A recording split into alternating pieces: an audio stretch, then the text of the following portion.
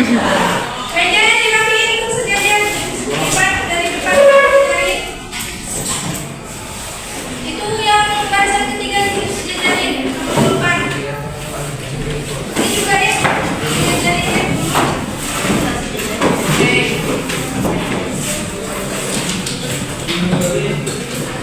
Tapi ditaruh di laci ya. Nanti kalau dulu baru dikeluarin. Jadi sebelum mulai pembelajaran, alangkah baiknya kita membaca doa terlebih dahulu. Sesuai dengan keyakinan sendiri. Doa dimulai. Bismillahirrahmanirrahim.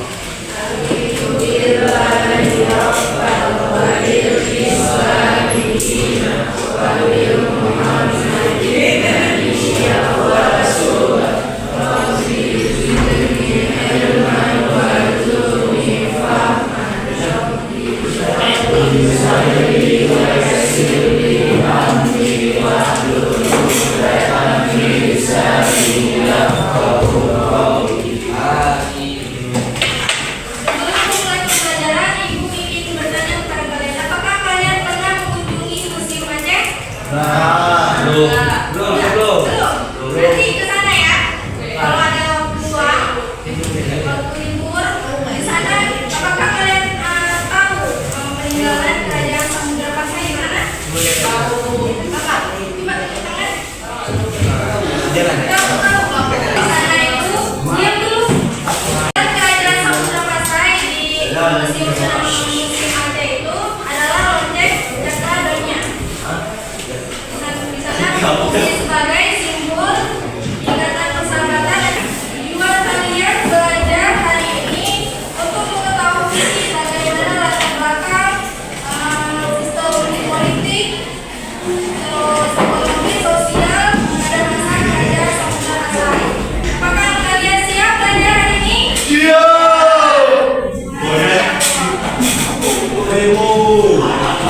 Sejarah Samudra Pasai. Sejarah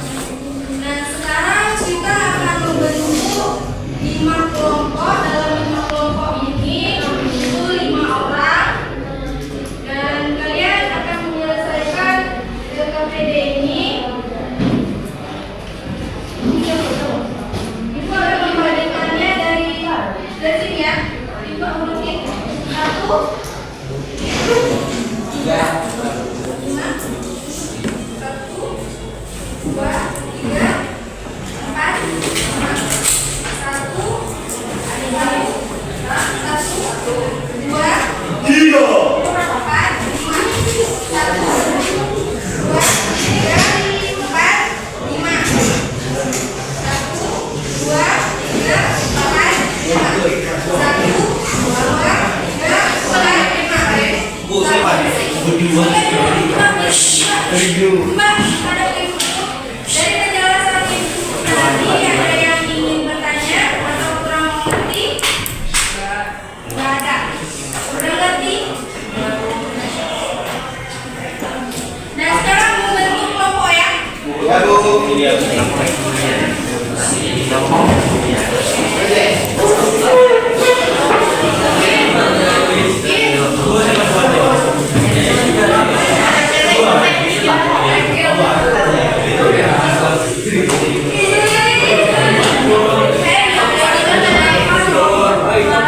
Kelompok satu, mana kelompok satu? Kelompok satu tunggu di mana dia? Di sana kelompok satu, di sini kelompok dua.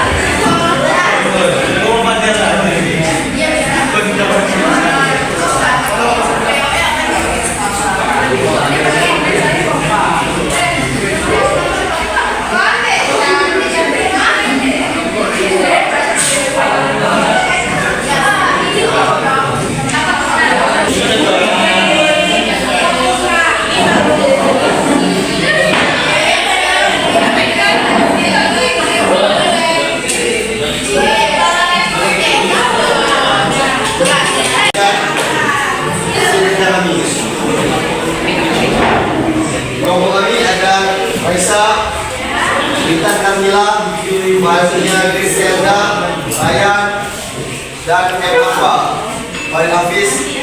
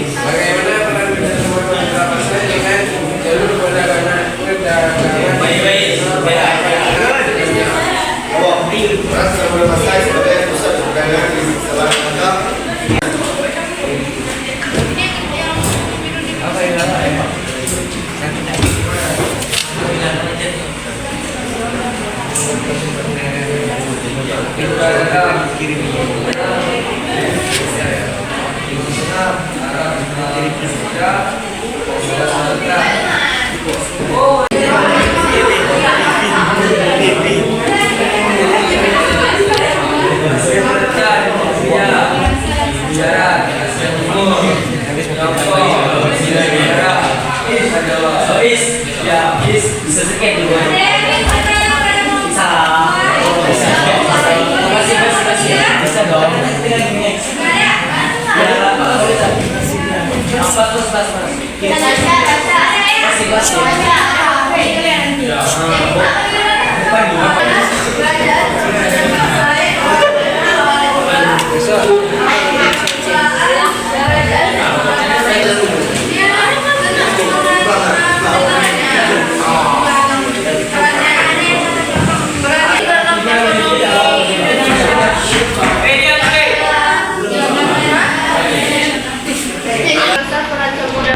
dalam perekonomian Nusantara. Pasai perdagangan internasional.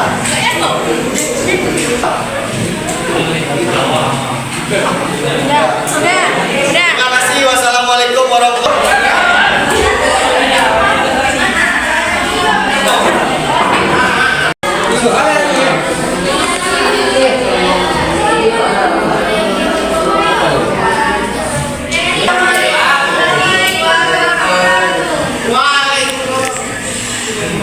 Kami dari kelompok 5 ingin mempresentasikan hasil kerja kelompok ini.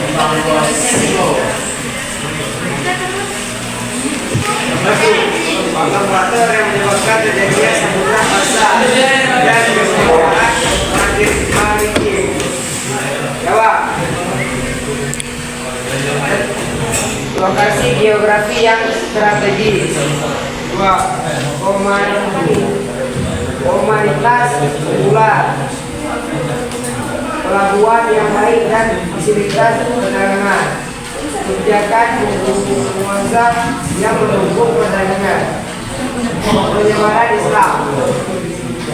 Pengaruh transisi Samudra Pasai terhadap identitas budaya dan sosial masyarakat Aceh hingga saat ini. Jawab.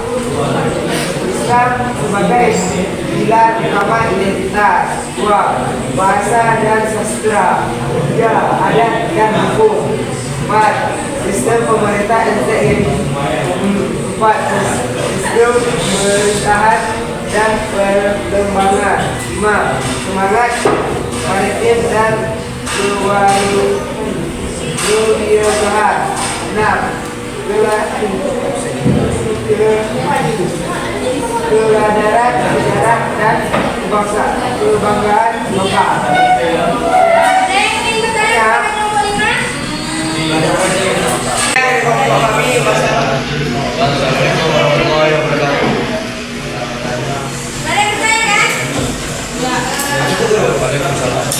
Apa faktor pendukung terbentuknya kerajaan Samudra Pasai?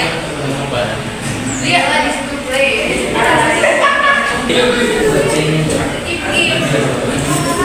Baca terus, ada tuh jawabannya. Karena sebelumnya kerajaan Sriwijaya membuka peluang kekuatan. Apa baca pada?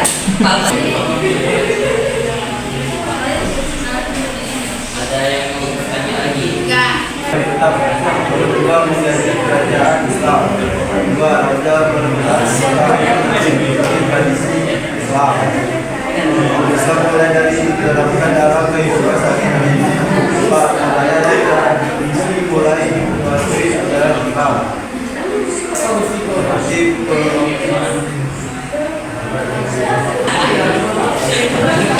mereka perlu menjalankan ajaran Islam seperti salat, zakat, dan puasa. 7. Lahirnya pusat penyebaran agama Islam di wilayah Nusantara. Kayak, saya bertanya, apakah perubahan-perubahan itu berdampak baik untuk keadaan Samudra Pasai? Iya. Baik, meningkatkan pendapatan, memperkuat sistem pemerintahan, dan lain-lain. Ya.